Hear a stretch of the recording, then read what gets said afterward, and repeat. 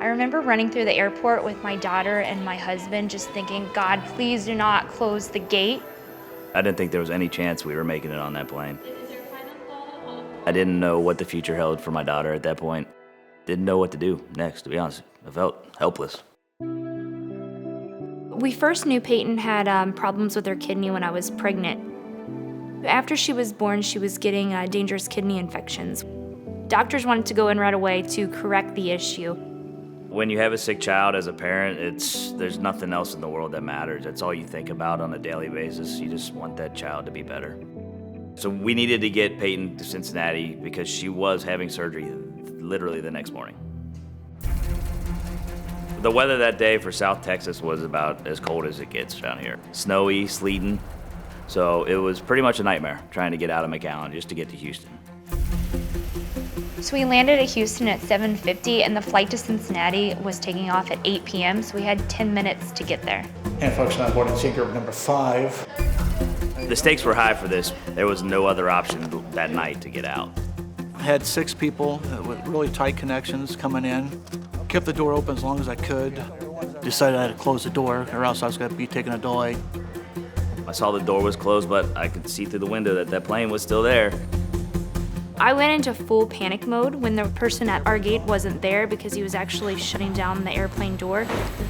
Jen passed Peyton off to me while I stood at the gate, and she went frantically looking for somebody else to help at one of the other gates.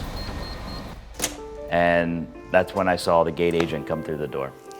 I knew that people would be waiting for me when I came back up, and I was anticipating them to be there. The other passengers got to him first and were asking to be allowed on the plane, and he just was not having it. I started proceeding to tell them, I'm sorry that the aircraft has, been dispatched and has been released out.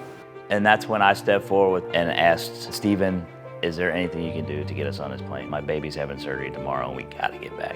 When I heard the word surgery, I grabbed the radio, I called ramp and told them to hold the push. Normally, you just don't go back up on an airplane. But I wanted to be more flexible on it because I heard what they were asking for, and then the flight ops told me it was okay to put them on the airplane. When Stephen stopped the plane and allowed us to board, I never felt more thankful in my life. He made sure that my baby got taken care of. In the end, this didn't cause any delay at all. There was never a question in my mind what would have been the right thing to do. So for that particular day and that moment, that was the call that had to be made. Because of what Steve did, my daughter made it to her surgery the next morning. It's such a relief that, the surgery was a success and she's doing well and we're back home right now. I just want to tell Stephen, thank you from the bottom of our hearts. You ready to take a nap? We feel so blessed that everything was able to work out the way it did. I'm a guy who doesn't have kids, but I have a lot of nieces and nephews, and it makes me feel good.